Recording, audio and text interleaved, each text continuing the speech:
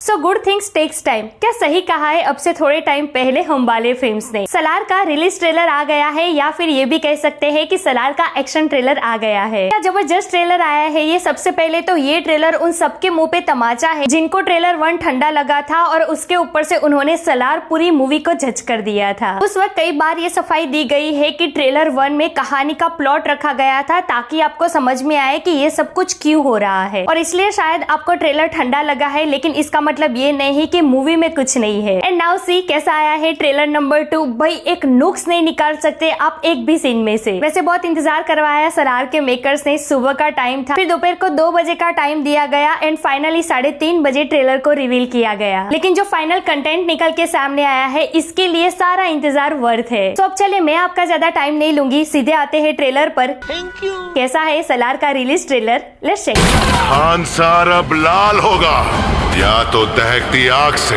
नहीं तो इनके खून से। Hey everyone, welcome to the B, मैं एकता जानी। सो सलार का रिलीज ट्रेलर आ चुका है एंड बाय गॉड प्रभास क्या लग रहे हैं इसमें। उनकी बॉडी, उनका लुक, उनका dressing style, my heart is melting. चलिए प्रभास पर बाद में आते हैं। अपने इमोशंस पर कंट्रोल करते हुए ट्रेलर में स्टेप बाय स्टेप जाते हैं। सो ट्रेलर 1 को देखकर इसकी कुछ कहानी तो समझ में आई गई थी। खानसार नाम की एक जगह है, वहां पर एक किला है, वहां का एक सुल्तान है जो उसके बाद अपने बेटे को यानी कि वर्धा को सरदार बनाना चाहता है। खानसार की कुर्सी पर कई लोगों की नजर है। वर्धा और देवा दोनों दोस्त है, उन दोनों की जिगरी दोस्ती दिखाई गई है जो एक दूसरे के लिए कुछ भी कर सकते हैं। और अब ट्रेलर नंबर 2 से यानी कि रिलीज ट्रेलर से आगे की इसकी कुछ कहानी समझ में आती है। जहाँ पर ट्रेलर की शुरुआत में ही छोटा सा देवा एक बड़े से दरवाजे पर पत्थर से बहुत सारी कील ठोक रहा है और पीछे से वर्धा उसकी तरफ चाबी फेंकता है। मुझे लगता है इसी के बाद वर्धा और देवा की दोस्ती शुरू हुई होगी। उसके बाद सेकंड सीन में छोटा सा देवा बड़े से पहलवान से भिड़ जाता है। देन कहानी में आ जाता है एक बड़ा सा जंग जहाँ पर देवा और वर्धा दोनों बड़े हो चुके हैं और दोनों अपनी अपनी जिंदगी जी रहे हैं और अपनी अपनी रिस्पॉन्सिबिलिटी उठा रहे हैं। जहाँ पर वर्धा एक सुल्तान के बेटे की तरह जिंदगी जी रहा है और देवा मैकेनिक बन के एक शराफत की जिंदगी जी रहा है। यहाँ पर एक सीन है जहाँ पर एक आदमी कहता है कि दिखाई नहीं देता, अंधा है क्या।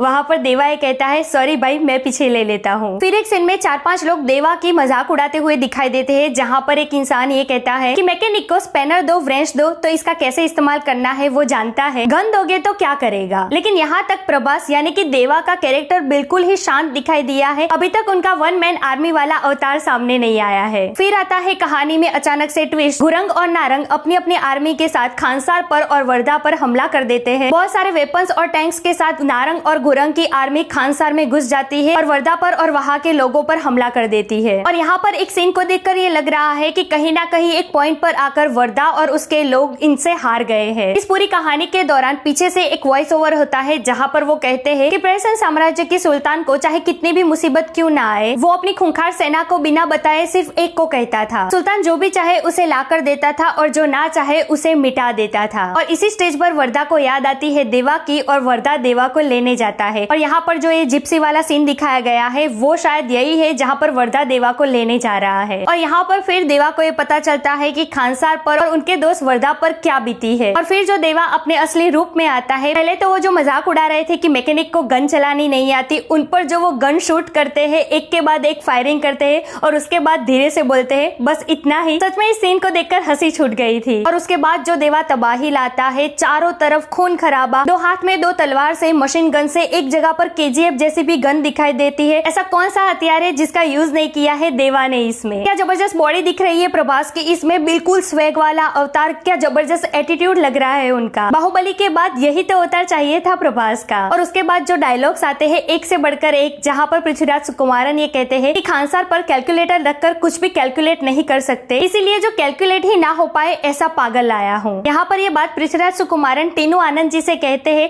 टीनू आनंद जी इसमें सिर्फ 2 या 3 बार ही दिखे, लेकिन इनको देखकर ये तो पता चलता है कि वो वर्धा और देवा के साथ है और खानसार के वेल विशर है। और फिर जो देवा का डायलॉग आता है, खानसार अब लाल होगा या तो दहकती आग से या तो फिर इनके खून से। और देवा के खानसार में आने के बाद जो वो लेडी कहती है कि मन्नार आर्मी से कहो सिर्फ गेट पर नहीं पूरे खानसार पर हाई अलर्ट पर रहे। मतलब आप समझ सकते हो कि खानसार के लिए और अपने दोस्त वर्धा के लिए देवा ने कितनी तबाही मचाई है। यहाँ पर ट्रेलर के अंत में एक जबरदस्त ट्विस्ट भी आता है जहाँ पर इन लोगों ने देवा और वर्धा की दुश्मनी का भी प्लॉट रख दिया है। जहाँ पर लास्ट में डायलॉग आता है कि खानसार ने बहुतों की कहानी बदली है, लेकिन खानसार की कहानी तब बदलती है जब दोनों जिगरी दोस्त कट्टर दुश्मन बन जाते हैं। तो भाई देखो ये तो हमने बहुत बार सुना ही होगा कि जो दोस्ती शिद्दत से निभाता है ना, वो दुश्मनी उतनी ही शिद्दत से निभाता है। तो जब ये दो दोस्त वर्दा और देवा दुश्मन बनेंगे, वो भी कट्टर वाले, तब क्या होगा भाई, सुन के अभी से ही गूस बम्प आ रहे हैं। यहाँ पर मैं श्रुति हसन की बात करना भूल गई, सिर्फ एक झलक दिखाई है उनकी,